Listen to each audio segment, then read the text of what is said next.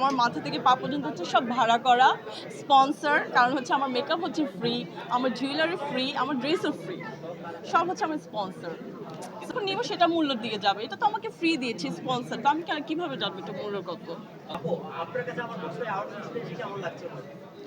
আসলে global business CSR অ্যাওয়ার্ডে এসে খুবই ভালো লাগছে তাদের সাথে যুক্ত হয়ে, কারণ এরকম একটা অ্যাওয়ার্ড প্রোগ্রাম সচরাচর সবসময় হয় না, তো ওনাদের সাথে যুক্ত আমার খুবই ভালো লাগছে।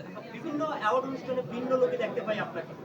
ডেফিনেটলি আমরা মডেল যেহেতু, আমরা নিজেদেরকে সবসময় চেঞ্জ করি, একটু চেঞ্জের মধ্যে থাকতে ভালো লাগে, সো আমাদেরকে অলওয়েজ একটু ডিফারেন্ট লুকে দেখা যায়। ঈদে কি কোন কাজ নিয়ে আসছে? আচ্ছা, অ্যাকচুয়ালি হচ্ছে আমি তো সব ব্র্যান্ডের সাথে যুক্ত আছি, সো ঈদের যেগুলো ব্র্যান্ডের কাজগুলো হচ্ছে, সো আমার কাজগুলো ওখানেই আপনারা দেখতে পাবেন ব্র্যান্ডের সাথে। অনেক মডেলদের দেখতে পাই যে সিনেমায় মুভ করছে, কেউ নাটকে মুভ করছে, এরকম কিনো আবার কি পেয়েছেন নাকি? আসলে অফার তো পাওয়াই যায়, বাট আমার এই জায়গাটা খুবই পছন্দের, ফ্যাশনের জায়গাটা, সো আমি এইটার প্যাশন নিয়ে কাজ কাজ করতে খুবই পছন্দ করি, সো আমার কাছে আমার এই ইন্ডাস্ট্রির মধ্যে আমার ফ্যাশন জায়গাটা খুবই ভালো লাগে কাজ করতে, সো আমি এই জন্য অন্য জায়গায় মুভ করার চিন্তা করছি না আপাতত। যদি কাজ করতে চান তা কার সাথে কাজ করবেন? কার সাথে কাজ করব? আগে কাজ পাই, ইনশাআল্লাহ ডেফিনেটলি কাজ করব। পান তা কার সাথে কাজ করবেন? সবার সাথেই কাজ করব, কেন করব না?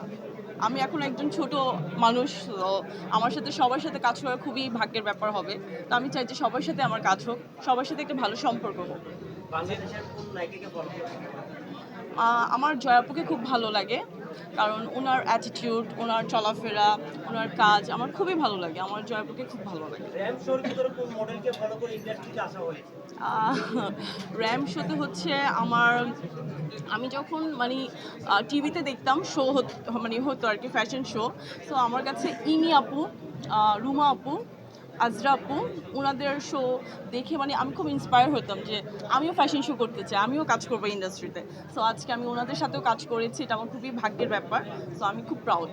হচ্ছে আসলে এখন কর্তৃপক্ষদেরকে আমরাও বলবো যে আমরা যখন অ্যাওয়ার্ড নিতে আসি আমরা অনেক বিব্রত বোধ করি, কারণ যাদের আসলে অনেক যাদের যেই কাজে স্বীকৃতি দেওয়া হচ্ছে সেই কাজে কতখানি সে সেই বছর বা তার আগের কয়েক বছর যাবৎ কাজ করেছে সেটা যাচাই বাছাই করার পরে আমার মনে হয় অ্যাওয়ার্ড দেওয়া উচিত। আপনাদের সাথে আমরাও একমত যে যাকে তাকে অ্যাওয়ার্ডটা দিয়ে আসলে যারা সত্যিকারের যারা কাজ করে, যে যে সেক্টরে নিয়মিত কাজ করে এবং সফলভাবে কাজ করে তাদেরকে অ্যাওয়ার্ড দেওয়া উচিত। এটা আসলে অচেনা অপরিচিত, অনেক আসলে অপরিচিতর মধ্যেও তো অনেক গুণ থাকে নতুন নতুন যারা আসে, তো সেভাবে নতুনদেরকে যদি হিসাব করে যে নতুন এসেছে নিউ কামার তাকে উৎসাহ দেওয়ার জন্য অ্যাওয়ার্ড দিয়েছে, সেখানে কিছু বলার নেই, কিন্তু আসল যারা গুণী তাদেরকে অবশ্যই মূল্যায়ন করা উচিত, এবং সেখানে যদি মূল্যায়ন না করে একদমই অপরিচিত কাউকে যার কাজ নেই মূল্যায়ন করে, সেটা আমাদের সকল শিল্পীদের জন্য আসলে দুঃখজনক একটা বিষয়। আমরাও চাচ্ছি রিভিউ দেখানো উচিত, হয়তো বাজেট স্বল্পতা, সেটার কারণ ওটা হচ্ছে এডিটিংয়ের ব্যাপার, বা হচ্ছে সেখানে এলইডি আছে কি না, সেই এলইডিতে ওটাকে প্রচার করতে পারবে কি না, বা যেই হলে করছে সেখানে এলইডির মতো জায়গা আছে কি না। আমার মনে হয় যেহেতু আপনারা প্রশ্ন তুলেছেন, আমার মনে হয় কর্তৃপক্ষকেও আপনাদেরকে দাঁড়িয়ে জিজ্ঞেস করা উচিত যে আসলে রিভিউ দেখানো উচিত যে কেউ কোন কাজে পাচ্ছে। অবশ্যই এটা অ্যাওয়ার্ডের জন্য অমূল্যায়ন, যদি সে মূল্যবান ব্যক্তি না হয়ে অ্যাওয়ার্ড পায় তাহলে সেটা সত্যিকারের তো আসলে সবার জন্য দুঃখজনক, বারবার বলতেছি।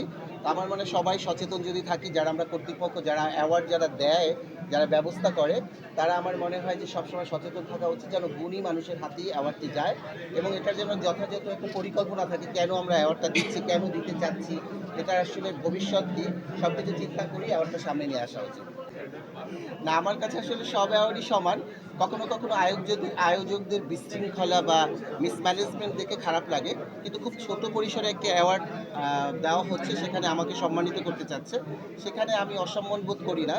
কিন্তু যখন দেখি মিসম্যানেজমেন্ট, ডিসিপ্লিন, আপনারা বলছেন যাদেরকে দিচ্ছে সেই মানুষগুলোকে আমরা চিনি না, জানি না, বা তাদের কি অবদান সাংস্কৃতিক অঙ্গনের ক্ষেত্রে, তখন আসলে অবশ্যই অ্যাওয়ার্ডটা হাতে নিয়ে মনে হয় যে না পেলেও হতো। যারা বলেছেন আমি এখন থেকে ভাববো, এখন এটা নিয়ে চিন্তা করি, বন্ধ হওয়া তো অবশ্যই উচিত।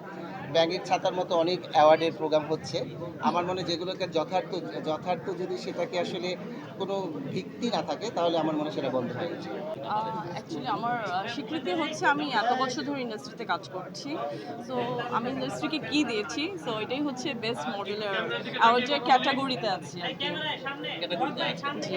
প্রত্যেকটা প্রোগ্রামের জন্য নিজেকে একটু ডিফারেন্টভাবে রেডি করে সাজিয়ে আনা, এটা সব মডেলদের মধ্যেই থাকে, কারণ হচ্ছে যে এখানে একটু ডিফারেন্টভাবে নিজের লুকটাকে দেখানো, সো এটা আমাদের প্রত্যেকটা মডেলের জন্য ডিফারেন্ট ব্যাপার আর কি। একটা অ্যাওয়ার্ড প্রোগ্রামে হচ্ছে অনেক ধরনের আর্টিস্ট, অনেক ধরনের সবাই থাকে, এখানে শিল্পীরাও থাকে, সো সবারই একটা নিজস্ব একটা ডিফারেন্ট লুক থাকে, যেটা আমি আজকের জন্য মানে রেডি করব। সো এটা আমার আজকের জন্য প্রিপারেশন ছিল যে আমি আজকে প্রোগ্রামে এইভাবেই আসবো। তো আমি যেহেতু বেস্ট মডেলের ক্যাটাগরিতে আছি, তো আমি আজকে মডেল লুকে এসেছি। আমি এখন একটা কথা বলবো, অনেকে বলে 50 লাখ টাকার আমার গয়না আছে, 10 লাখ টাকার মেকআপ আছে, অ্যাকচুয়ালি